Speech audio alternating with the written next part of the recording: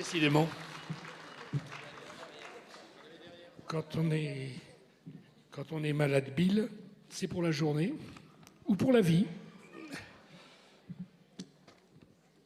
C'est pas grave. Merci. Je vois que beaucoup de monde pour Mélissa d'Acosta. Il faut dire que Mélissa d'Acosta, c'est un phénomène unique dans l'édition française, depuis toujours. C'est une femme qui écrivait dans sa jeunesse depuis l'âge de 7 ans tous les jours. Tous les jours, quasiment tous les jours, des feuilles, des feuilles, des feuilles. Et qu'elle mettait dans des tiroirs ou dans des armoires. Ce n'était pas du tout destiné à publication, c'était peut-être des histoires qu'elle se racontait elle-même pour elle, ou bien comme ça lui venait, comme l'envie la poussait. Et donc elle mène une vie tout à fait normale, des études brillantes. Elle rentre dans la vie ordinaire, travaille, et puis, un jour, elle décide que peut-être toutes ces lignes auront un intérêt pour d'autres personnes. Et donc elle décide de, profitant des circuits Internet, de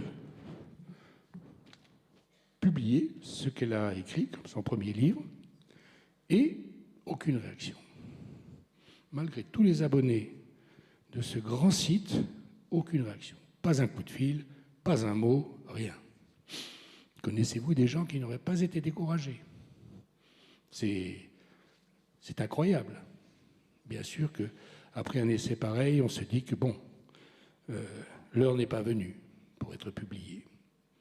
Et puis, elle résiste. Pendant 2 ans, elle fait autre chose et elle dit « je vais réessayer ». Elle choisit un autre site et voilà que miracle, révélation, plus exactement, quelqu'un l'appelle. Il dit « je trouve ça intéressant ». C'est un petit éditeur parisien, confidentiel on va dire, qui l'accueille, qui lui dit « bon, on va retravailler un peu le texte, le titre, et voilà un livre qui va sortir ». Et là, surprise du siècle, ce livre atteint des centaines de milliers d'exemplaires en quelques semaines, à la surprise générale. Voilà ce qu'est l'histoire de Mélissa d'Acosta. Encore une fois, ça ne s'est jamais vu qu'un auteur confidentiel, inconnu, complètement inconnu, puisse avoir quelques centaines de milliers de lecteurs en l'espace de quelques semaines. Non seulement ça, mais le livre est traduit en des dizaines de langues et le titre atteint des millions d'exemplaires. Vous imaginez la résistance, l'opiniâtreté de Mélissa d'Acosta d'avoir suivi tout ce trajet. Voilà, on va donc la recevoir pour son dernier livre qui s'appelle « Tenir debout ». À tout de suite. Merci.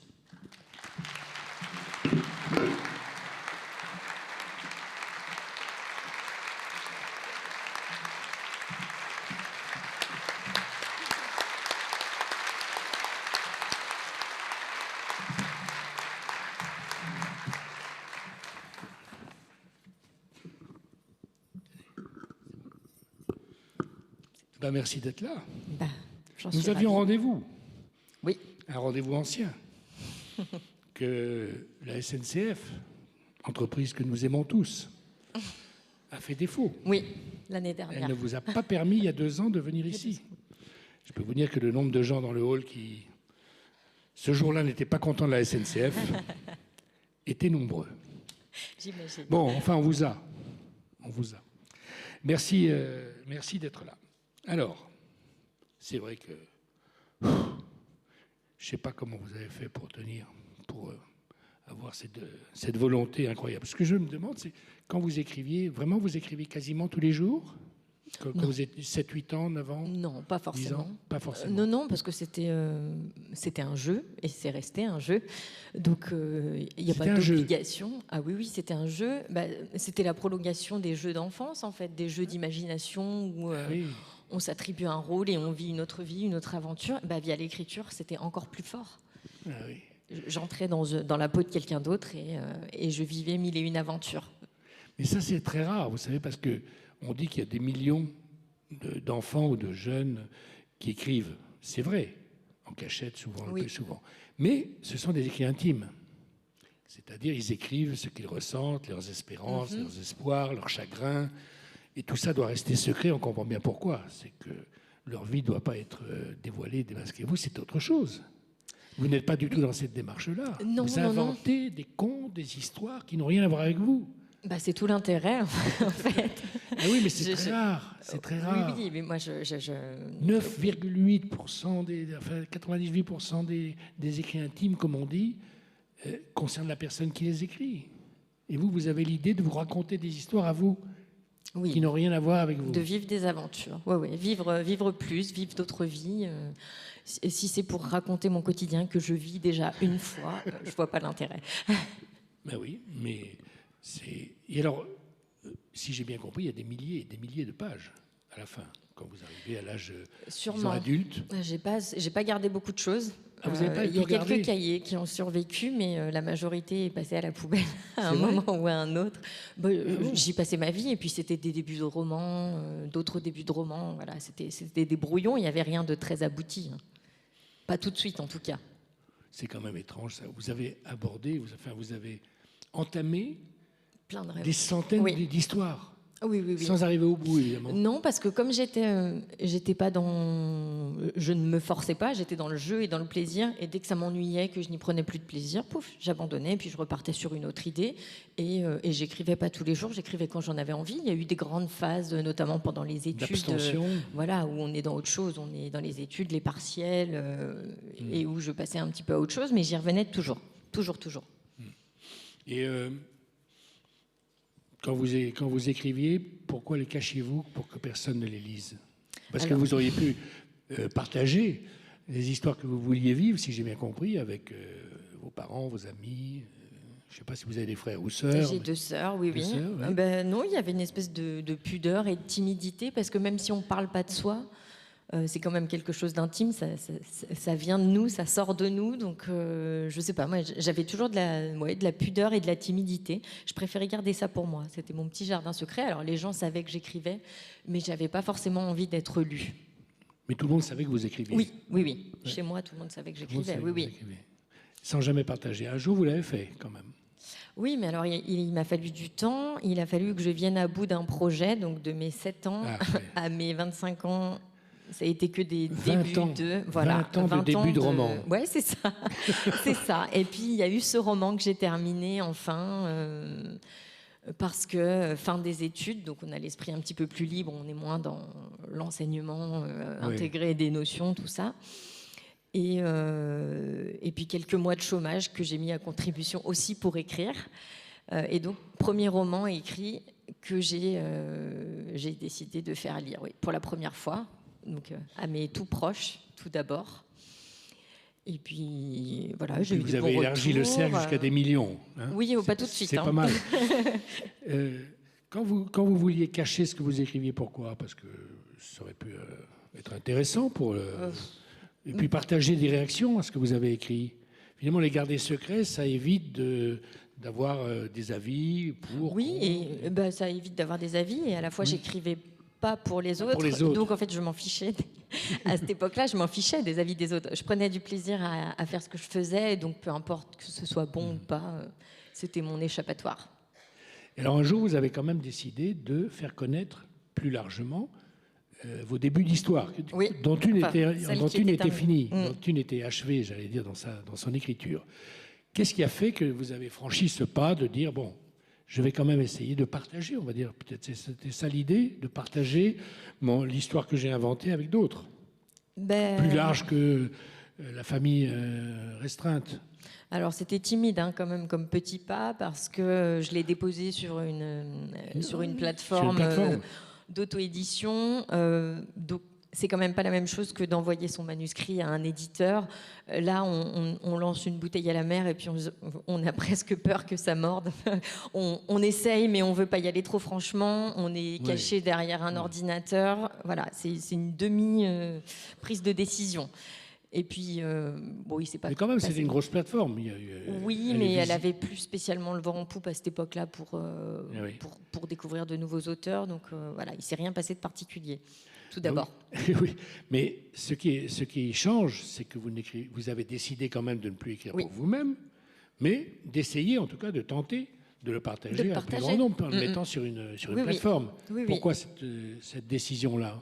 Parce que enfin j'avais quelque chose d'abouti et de terminé à montrer. Jusqu'alors, bon, c'était des débuts mais voilà, rien de concret. Et là, j'étais plus ou moins satisfaite de ce que j'avais fait. De votre histoire. Oui. Et là, quand il n'y a pas eu de réaction pendant des mois, vous n'avez pas eu le blues, vous n'avez pas dit mince, il y avait des centaines, des milliers de gens qui ont pu avoir accès à ça, qui n'ont pas jugé utile de m'appeler, de me faire un commentaire, etc. C'était pas complètement décourageant? Non, parce que j'avais pas non plus des espoirs énormes en déposant le roman sur cette plateforme. J'essayais, et puis voilà. Est-ce que ça mord pas? Il s'est rien passé. Bon, ça m'a pas empêché de continuer à écrire puisque mon plaisir personnel était d'abord le moteur de tout ça. Oui. Donc j'ai écrit la suite d'ailleurs de ce roman que j'ai de nouveau déposé sur la même plateforme, mais cette fois-ci j'en ai quasiment pas parlé parce que voilà, j'avais bien compris que ça ne fonctionnerait pas. Et puis, il y a eu ce troisième roman. Donc, je continuais à écrire toujours, parce que ça ne me lâchait pas. Et ce troisième roman, donc, qui était Tout le bleu du ciel, cette fois, au moment où j'ai voulu le déposer sur cette même plateforme, mais en me disant ça ne mène à rien, j'ai entendu parler d'une autre plateforme vraiment dédiée. Plus accueillante.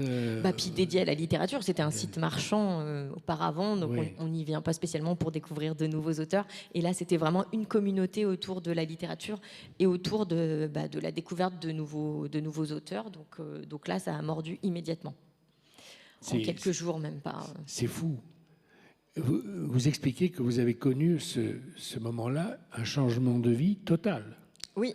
C'est-à-dire, vous rentrez dans un nouveau monde dont vous n'aviez même pas idée. Non, les journalistes, les interviews, les taxis, vous dites les taxis quand même, que quelqu'un m'offre des déplacements en taxi. C'est ça, je trouve ça formidable. Cette espèce de surprise incroyable. On est incrédule. Et oui. Et les journalistes, ça vous a fait quel effet? Les journalistes littéraires qui étaient là. Et alors, vous avez un détail qui est absolument incroyable. Vous êtes invité dans des librairies par le libraire. Votre éditeur dit au libraire, recevez-la, etc. Vous verrez, c'est un bon texte. Personne. Il dit très peu de monde venir vous voir au tout début. Au tout début? Ah oui, c'est normal. C'est normal. On vous organise une signature, vous regardez dans la salle, personne. Il faut tenir. Ma première dédicace, c'était Vous ne saviez pas que ça allait devenir un succès absolu? Non. Au début, il n'y a que les amis et la famille qui viennent aux dédicaces et puis une ou deux personnes qui se promènent et qui ont envie de faire une bonne action et qui viennent nous parler. Mais c'est normal. Vous trouvez ça normal? C'est le démarrage. Eh oui. Moi, je connais beaucoup de gens qui n'auraient pas trouvé ça normal, qui auraient été déçus. Donc, c'est vrai, déçus. Bon. Et alors, ce succès, d'un coup, ça fait quoi? Plusieurs centaines de milliers d'exemplaires en quoi? En quelques semaines, quelques petits mois, j'allais dire.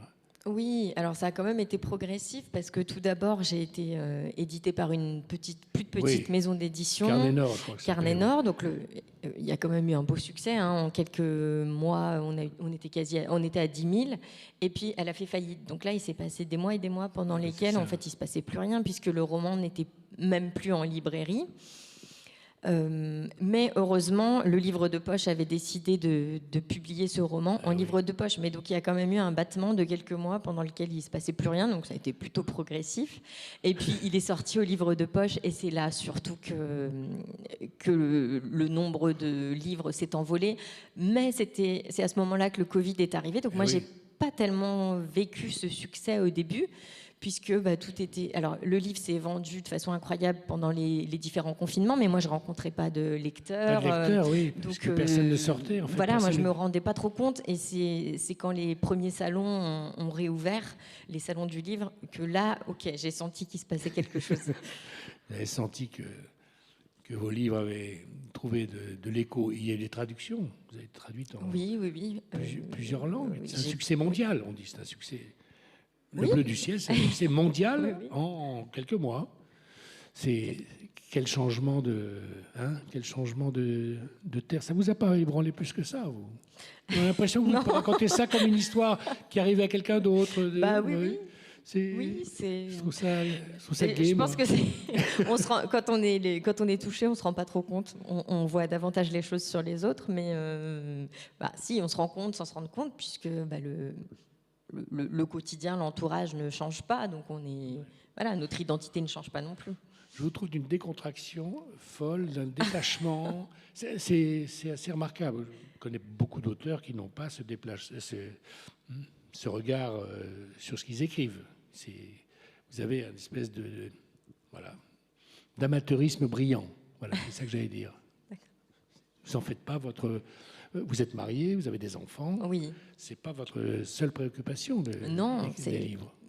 C'est une grande partie de ma vie, mais pas le succès. Enfin, disons que je continue à écrire pour la passion d'écrire et pour les émotions que ça me procure. Les ventes, le succès, les classements, tout ça, c'est pas une fin en soi. Voilà, C'est pour ça, je pense que j'ai ce détachement.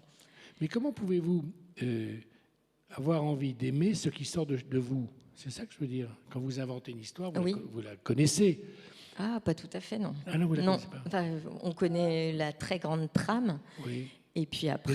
L'aventure dure tout le temps de... Ah oui, moi je change d'avis tout le temps. Je ne supporterais pas d'écrire avec un plan bien précis et de dérouler bêtement une intrigue. Il n'y a plus aucun intérêt. Moi, j'aime au détour de chaque page me surprendre. Avoir une hésitation, un choix. Ajouter finalement un personnage qui devait être seulement de passage et puis qui reste... changer une réplique de dialogue qui change du coup toutes les intentions du personnage et toutes les scènes à venir. Et c'est ça le vrai plaisir, c'est d'être surprise vous-même par ce qui vous vient, ce qui vous traverse. Oui, je suis aussi lectrice quand j'écris. Vous êtes une vraie aventurière, je veux dire non, mais c'est vrai. Oui, mais c'est vous aimez être surprise en écrivant ce que vous avez décidé d'écrire. Y compris en changeant grosso modo pas mal de choses dans l'attitude des uns des autres ou le sujet du livre. Vous pouvez même changer de... Alors la trame est quand même respectée, je sais où je vais globalement, mais c'est comme quand on prend la route, on a une idée de la destination finale, mais on ne sait pas le trajet qu'on va suivre exactement. Si on va bifurquer, prendre des départementales, s'arrêter, ne pas s'arrêter, voilà, c'est la même chose. C'est l'aventure qui continue en fait. Vous n'arrêtez pas d'être dans l'aventure, même au moment d'écrire. Ah oui. Alors, dernier livre, Tenir debout, aux éditions Albin Michel. Alors, Tenir debout, c'est l'histoire d'un immense malheur qui arrive à un jeune couple, et l'histoire de la résurrection, on va dire, de la résurrection, du retour à la vie de celui qui a failli s'en trouver privé et dont l'existence a été modifiée puisqu'il n'a plus l'usage de ses jambes, qu'il est totalement privé de la vie dont il pouvait rêver. Et évidemment, entre passer du stade du malheur le plus total, puisqu'il est comédien. Oui. Son métier, c'est d'interpréter des textes, des beaux textes. Et il ne pourra plus être sur scène, pense-t-il. Il ne pourra plus jamais être sur scène. Et donc, c'est un malheur comme il n'en existe jamais. Il a 27, 28 ans, c'est la fleur de l'âge, et tout ce qu'il avait imaginé que pouvait être sa vie disparaît en un instant.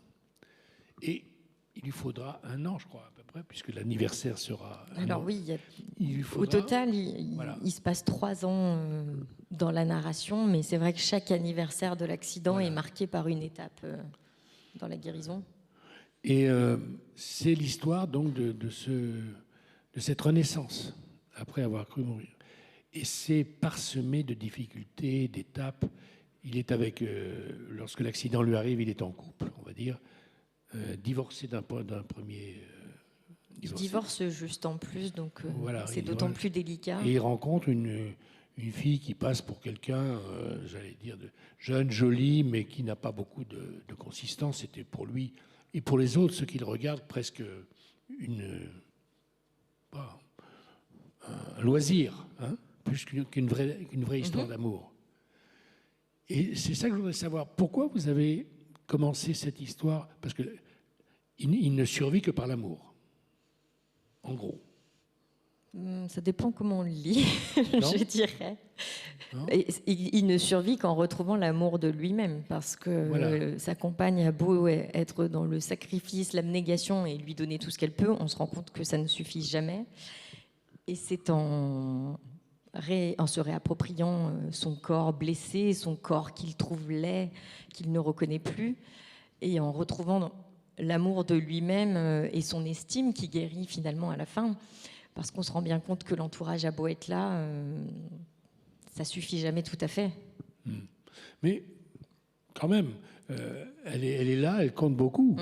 Oui, elle compte quand même. Hein. Elle compte beaucoup parce que lorsqu'il lui demande de faire un enfant avec elle, alors qu'il est dans cet état-là, elle accepte.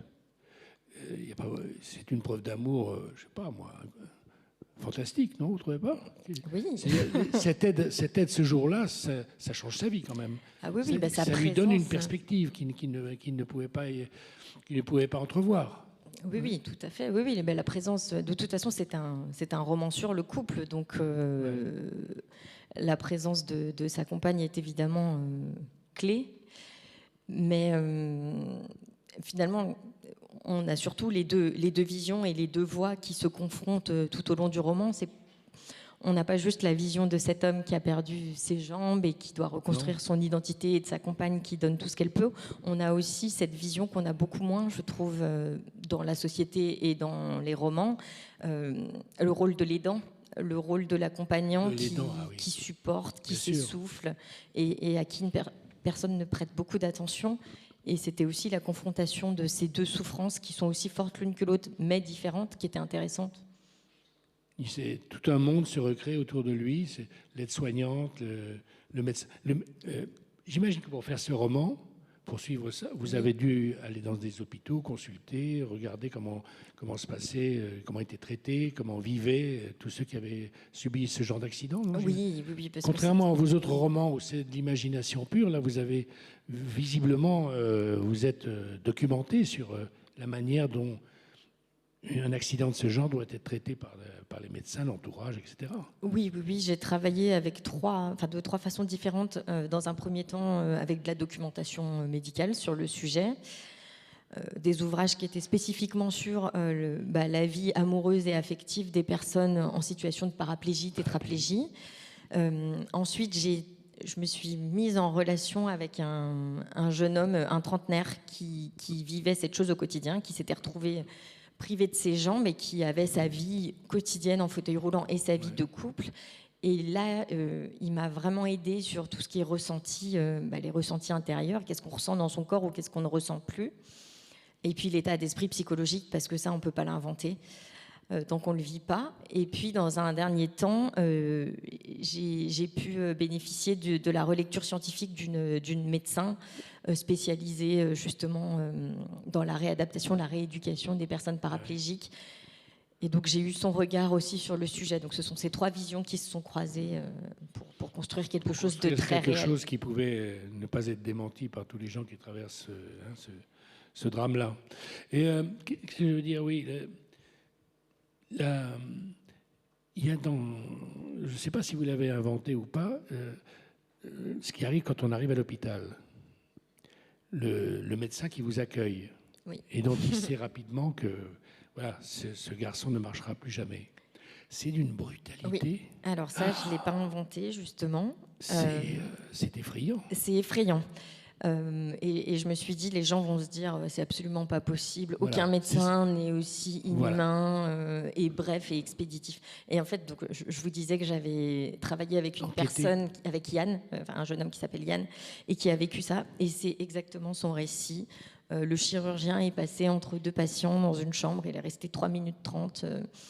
Et il lui a annoncé ça comme ça, de but en blanc, vous ne remarcherez pas. Et il est reparti aussitôt.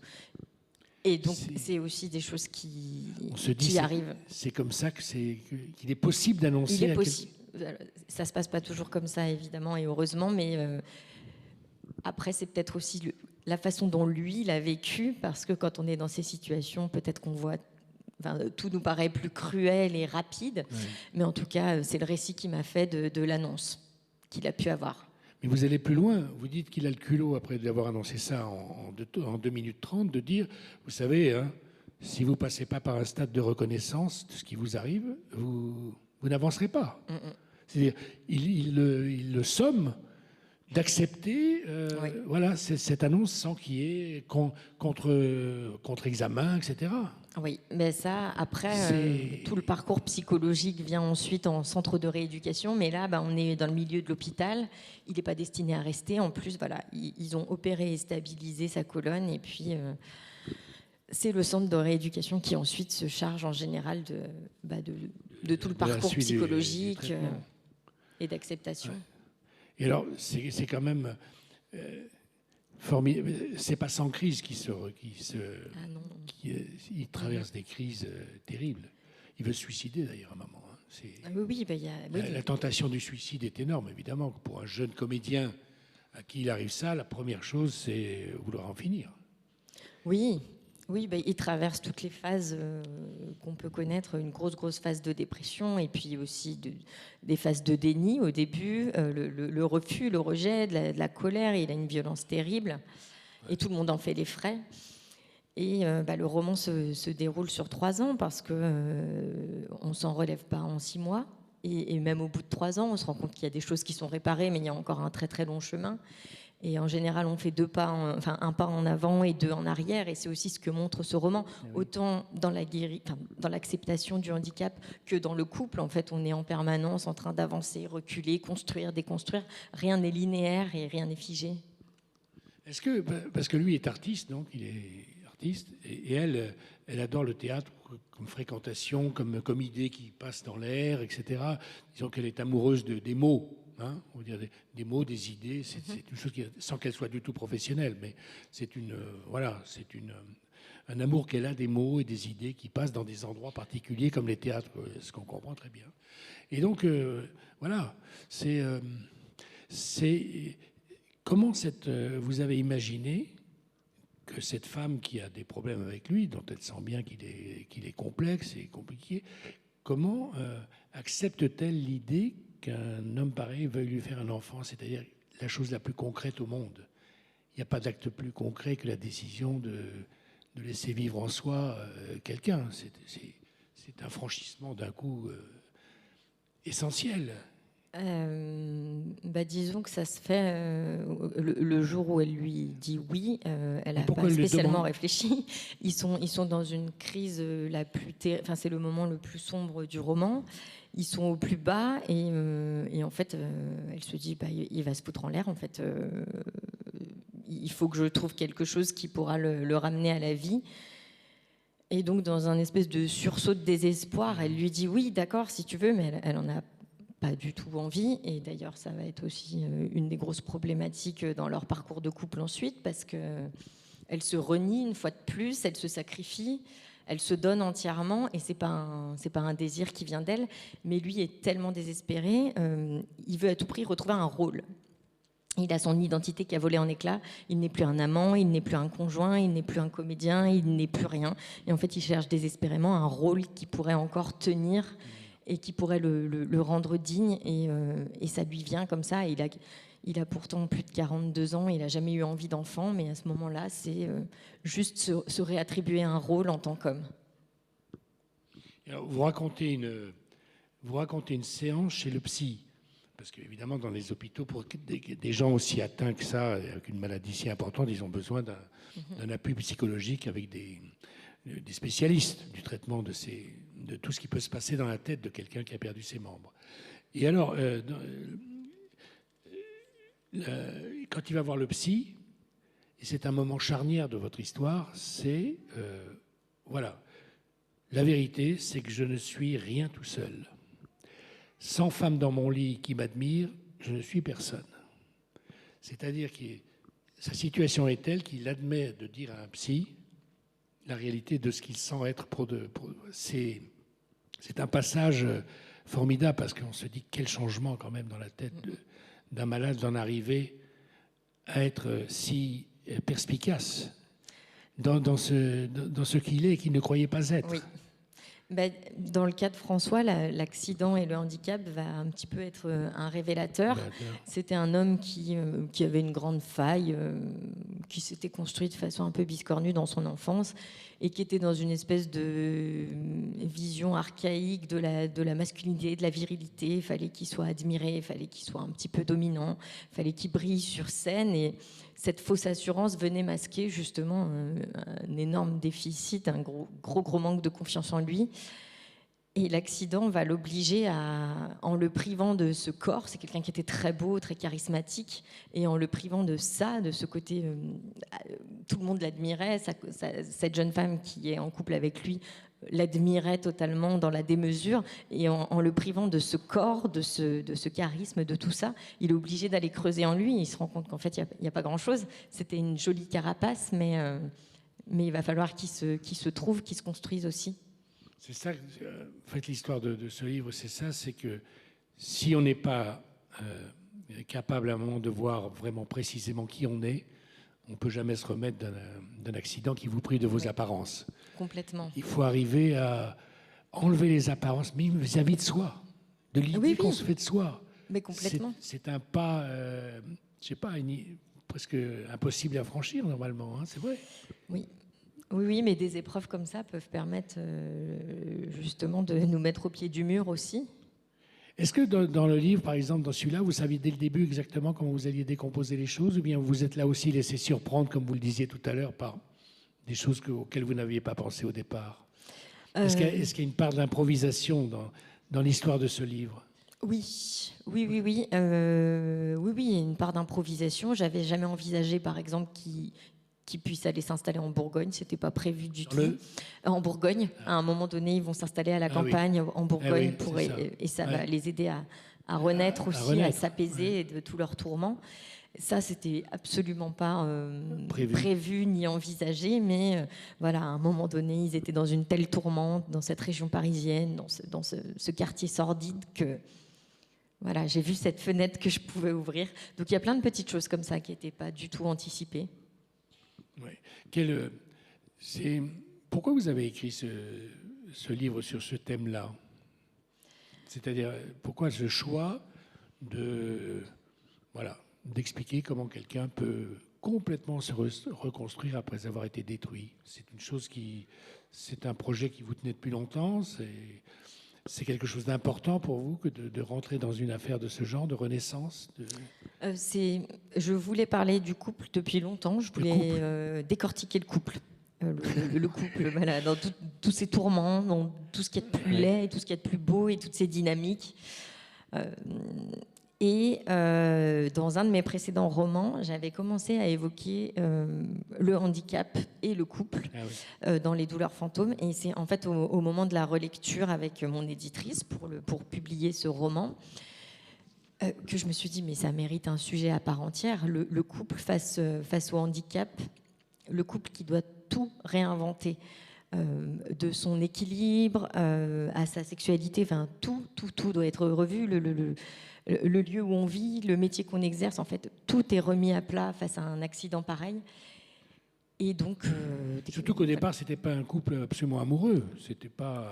C'était le challenge justement. Voilà, je voulais partir d'un couple qui n'était en fait que dans la passion. Dans une phase de passion. C'était un couple adultère puisque François, au début du roman, vient juste d'annoncer à sa femme qu'il veut la quitter, mais ça fait 1 an qu'il côtoie Éléonore, donc cette jeune étudiante qui était complètement en admiration devant lui. Et donc c'était un couple fragile qui n'avait aucune base et c'est ça qui m'intéressait, de me dire comment va agir un accident pareil. Est-ce que ça peut être un détonateur? Est-ce que ça va complètement voler en éclats? Ou est-ce que ça peut venir consolider quelque chose qui n'était même pas né quasiment. Qui n'était pas né, puisque lui, il était avec sa carapace, ses apparences, tous ces faux semblants. Et le handicap, en l'obligeant à faire tomber tout ça, l'a obligé à se révéler justement et à apprendre à aimer aussi correctement. Est-ce que vous êtes retrouvé dans une situation dans la vie dans laquelle vous avez senti le besoin d'enlever quelques apparences pour vous demander qui vous étiez vraiment? Pas forcément, parce que je suis pas quelqu'un avec des faux semblants. Je suis plutôt nature et oui, naturel. Oui, voilà. J'ai jamais trop joué de jeu, donc non. Mais je recherche beaucoup l'authenticité au quotidien dans toutes les relations que je peux avoir, et je fuis dès que je sens qu'il y a un peu de faux semblants ou d'artifice, ouais. Et avec vos enfants, parce qu'une journée, c'est à 24 heures. Oui. Hein, vous êtes d'accord? Oui, oui. Bon, pour écrire autant d'ouvrages que vous faites, avoir un compagnon que vous aimez beaucoup apparemment, et des enfants tout petits, vous avez accouché il y a à peine 1 an. Oui, c'est ça. Hein? Donc on se dit, mais toutes ces histoires, tous ces... Comment fait-elle en 24 heures à faire tout ça? J'imagine que vous dormez de temps en temps, comme tout le monde. Oui, je dors très bien. C'est vrai, c'est une performance physique. Il y a 2 choses. Déjà, c'est un métier à temps plein pour moi, donc c'est mon activité. Donc voilà, quand les enfants sont gardés, de toute façon, il y a l'école, il y a l'assistante maternelle. Donc dès qu'ils sont gardés, moi, je suis pas quelqu'un d'oisif qui va mettre 4 heures à se mettre à écrire. Ils sont déposés et je m'y mets. Je suis une bosseuse. J'ai toujours j'étais la bonne élève très studieuse qui travaillait des heures et des heures. Et donc, d'une part, je m'aménage 4 jours par semaine comme un travail classique, en fait, où je ne fais que ça. Et d'autre part, c'est une passion qui est dévorante. Et donc, je vais m'y mettre dès que j'ai le moindre temps. Je veux dire, le soir, une fois que la maison est endormie, en tout cas pour les enfants, je peux m'y remettre. Je peux m'y remettre pendant une sieste. Je peux m'y remettre chaque trajet de train. Je ne vais pas regarder par la vitre ou me mettre sur mon téléphone portable. J'écris, là, je suis venue en train, j'ai écrit. Donc voilà, quand c'est une passion dévorante, on trouve toujours du temps pour assouvir ce besoin. Vous avez des livres d'avance, puisque vous avez écrit pendant des années toute seule en mettant ça dans des placards, vous avez des histoires d'avance. Vous avez...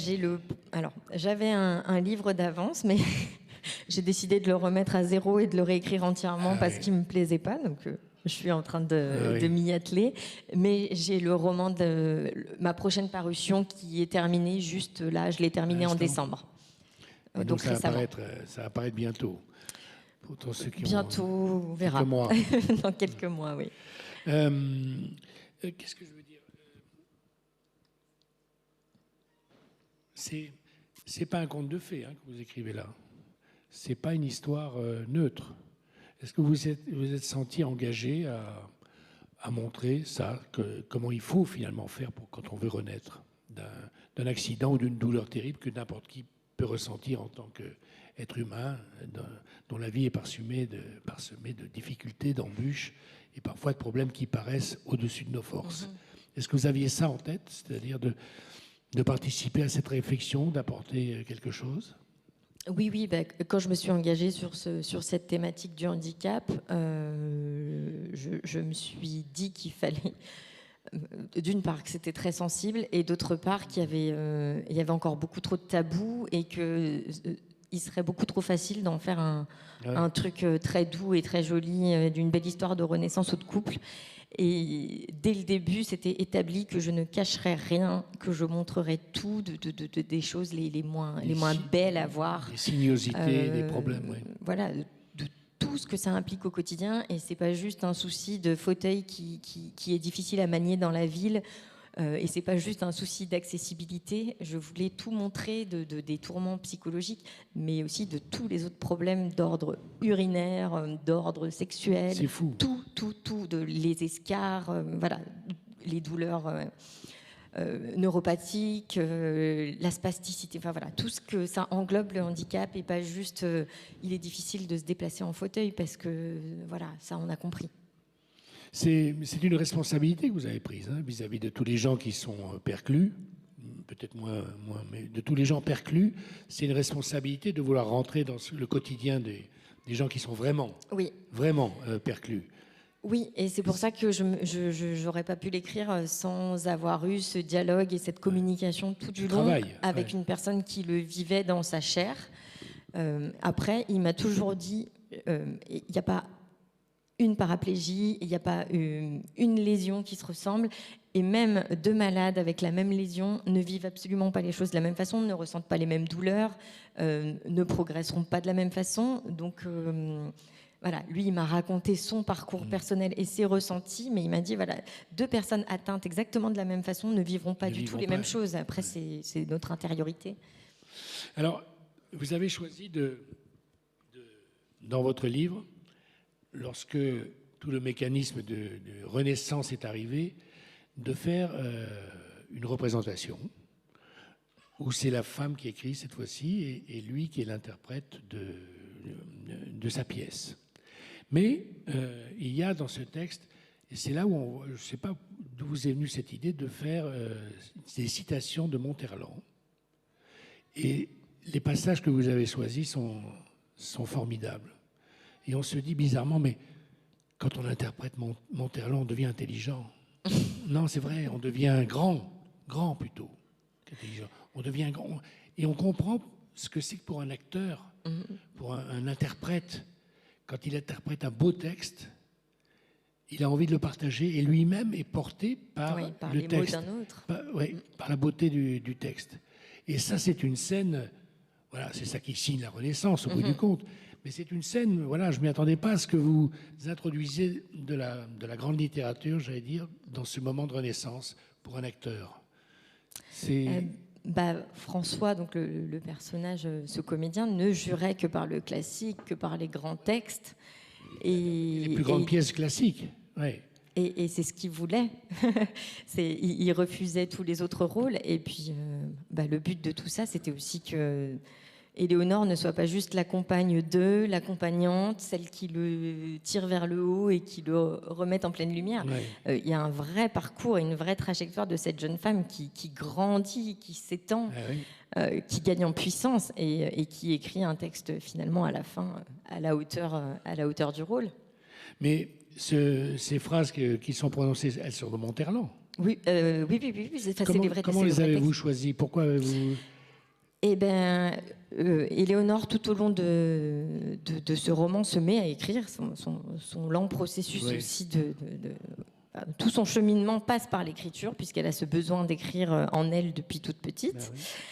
Et elle écrivait sur la solitude. À un moment donné, il se retrouve bloqué dans ce quartier sans âme. Elle étouffe, elle est entre une série de barres d'immeubles. Et elle écrit. Déjà, tout du long, elle écrit sur la solitude. Et je cherchais un texte. Un très joli texte classique qui puisse parler de cette solitude, des liens humains, de cette communication qu'on tente d'établir, mais qui, malgré tout, au final, nous laisse un petit peu chacun face à soi-même. Et donc ce texte était justement dans le thème. Et puis il était très beau. Vous voulez le lire ou bien je le lis? Allez-y.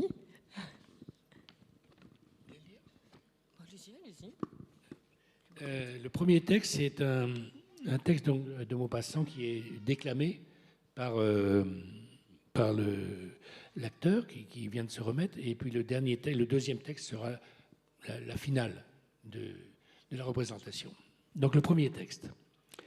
Je ne sais pas pourquoi je respire mieux ici, la nuit, que partout ailleurs. Il me semble que ma pensée s'y élargit. J'ai par moments ces espèces de lueurs dans l'esprit qui font croire pendant une seconde qu'on va découvrir le divin secret des choses. Puis, la fenêtre se referme, c'est fini. Et le second texte, donc, il conclut la première pièce rejouée 3 ans après qu'il ait été obligé de cesser de faire des représentations et de déclamer des textes. Quant à moi maintenant, j'ai fermé mon âme. Je ne dis plus à personne ce que je crois, ce que je pense et ce que j'aime. Me sachant condamné à l'horrible solitude, je regarde les choses sans jamais émettre mon avis. Me comprends-tu? Nous avions remonté la longue avenue jusqu'à l'Arc de Triomphe de l'Étoile. Puis, nous étions redescendus jusqu'à la place de la Concorde, car d'autres choses dont je ne me souviens plus. Il s'arrêta et brusquement, tendant le bras vers le haut obélisque de granit, debout sur le pavé de Paris, et qui perdait au milieu des étoiles son lent profil égyptien, monument exilé, portant au flanc l'histoire de son pays écrite en signes étranges, mon ami s'écria « Tiens, nous sommes tous comme cette pierre ». Puis, il me quitta sans ajouter un mot. Était-il gris? Était-il fou? Était-il sage? Je ne le sais encore. Parfois, il me semble qu'il avait raison. Parfois, il me semble qu'il avait perdu l'esprit. C'est magnifique. Hein? Oh.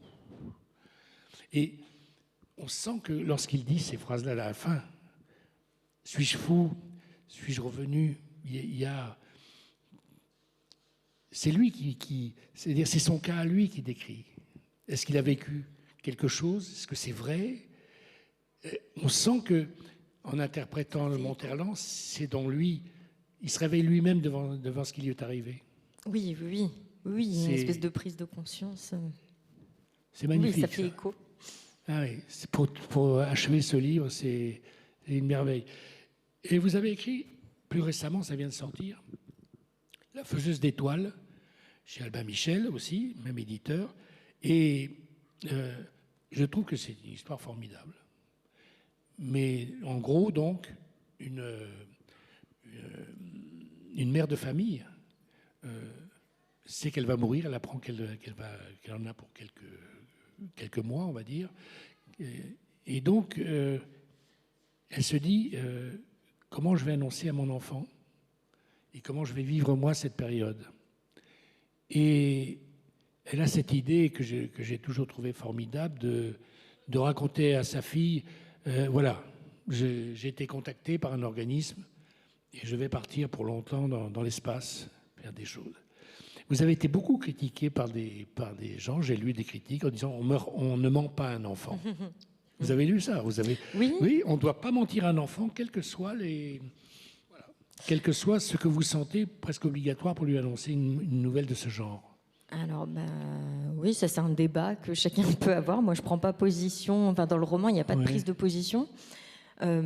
Simplement, moi, quand j'ai ce genre de remarques en face, je leur dis, mais c'est pas un mensonge, c'est une espèce de métaphore de la mort. Elle lui explique qu'elle va partir en voyage dans le ciel et qu'elle ne va jamais revenir, qu'elle inventera les plus beaux cieux, les étoiles, les nuages. Est-ce un mensonge? Est-ce un mensonge quand on parle du paradis, quand on parle de religion? Qu'est-ce qu'un mensonge? Qu'est-ce qui n'est pas un mensonge? Est-ce plus vrai de pourrir sous terre que d'être au ciel? Voilà. Chacun a ses convictions, chacun pense ce qu'il pense, mais voilà. Pour moi, c'est une allégorie de la mort, c'est tout. Oui. Et quand je l'ai lu, je me suis dit, mais comment peut-on reprocher à Mélissa d'Acosta d'inventer l'histoire qui est, pour moi, j'ai rarement trouvé aussi belle histoire pour raconter sa prochaine mort à son enfant. Celui qui y arrive, bravo. Non, c'est vrai. Je trouve que c'est une magnifique... Voilà, de partir en confiance, en apaisement, évitant des traumatismes inutiles, etc., etc. Je sais pas, vous avez trouvé là une idée géniale, quoi. C'est formidable. Si j'aurais annoncé quelqu'un, je me dirais, tiens, je vais mettre un peu de poésie, un peu de beauté. Poésie, c'est de beauté, mourir dans la beauté, dans le souvenir des gens. Vous mourrez belle. Quand vous racontez ça, on dit, mais elle était magnifique. C'est beau. Et alors... vous avez offert ce conte à l'UNICEF, c'est ça? Il y a déjà 1 an et demi. Il est d'abord sorti. Alors là, ce format-là, il est récent. Il est récent, il y a 2 mois. Oui, il est de novembre. Et le premier format est sorti au livre de poche il y a déjà presque 2 ans. Et les fonds, en tout cas la part de l'auteur et la part de l'éditeur sur ce livre de poche sont entièrement reversés à l'UNICEF. Et spécifiquement pour un projet de construction d'éco-village à Madagascar. Ah oui. Et comment vous êtes décidé? Vous étiez volontaire? Comment ça s'est passé ce projet? Le projet. Alors le livre de poche a un partenariat de ça fait déjà très longues années, voilà, avec l'UNICEF. Tous les ans, en général, ils sortent un recueil de nouvelles. Donc il y a une dizaine d'auteurs qui participent, qui écrivent une nouvelle, et les fonds sont reversés à l'UNICEF. Mais vous êtes plusieurs à avoir participé. Cette année-là, non, puisque mon éditrice au livre de poche savait que j'avais toujours un roman ou deux d'avance dans les tiroirs ou des romans que je ne souhaitais pas publier. Et elle m'a dit, écoute, à tout hasard, est-ce que tu aurais quelque chose? C'est pour l'UNICEF et ça nous permettrait, au lieu de sortir un recueil de nouvelles qui ne se vend pas énormément. En France, on lit assez peu de nouvelles. C'est vrai. Si c'est un inédit de Mélissa d'Acosta, ça pourrait rapporter plus de fonds à l'UNICEF. Et il se trouve que j'avais écrit cette histoire quand mon premier fils est né. Ah oui, vous lui aviez raconté une histoire à lui? Ouais, c'est ça. C'est en lui donnant le biberon que j'ai commencé à imaginer tout ça. Je l'avais écrit. Et puis, c'était pas assez gros pour en faire un roman. Et puis, en me posant la question, est-ce que vraiment je voulais en faire un roman ou est-ce que je l'avais pas juste écrit pour mon fils? Je m'étais dit, si je l'ai écrit pour mon fils, je le ferai lire plus tard. Et en fait, quand on m'a proposé ce partenariat avec l'UNICEF, ça a été comme une évidence. Je me suis dit, mais il était écrit pour ça, peut-être. Alors, il est pour mon fils, mais il est pour l'enfance en général, pour les enfants du monde. Donc voilà. Bravo.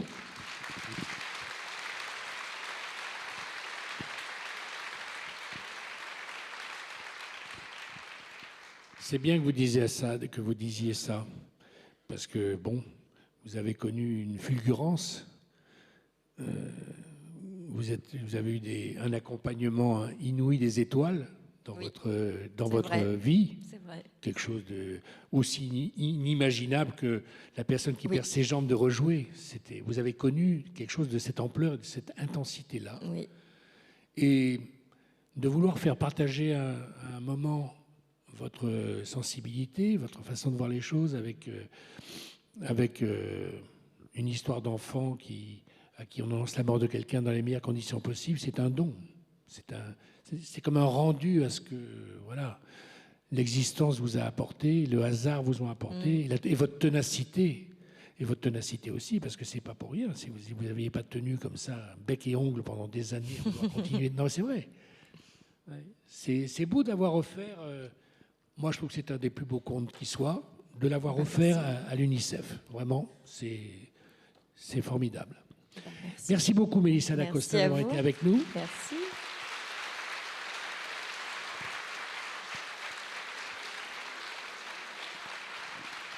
Alors, je voulais juste dire un mot. Mélissa d'Acosta, qui nous a fait l'amitié de venir jusqu'ici, doit reprendre un train. Elle a 1h30, 2 heures, deux petites heures pour 2 heures pour signer.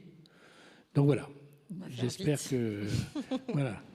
que vous serez au rendez-vous aussi au moment des signatures. Merci beaucoup. Merci.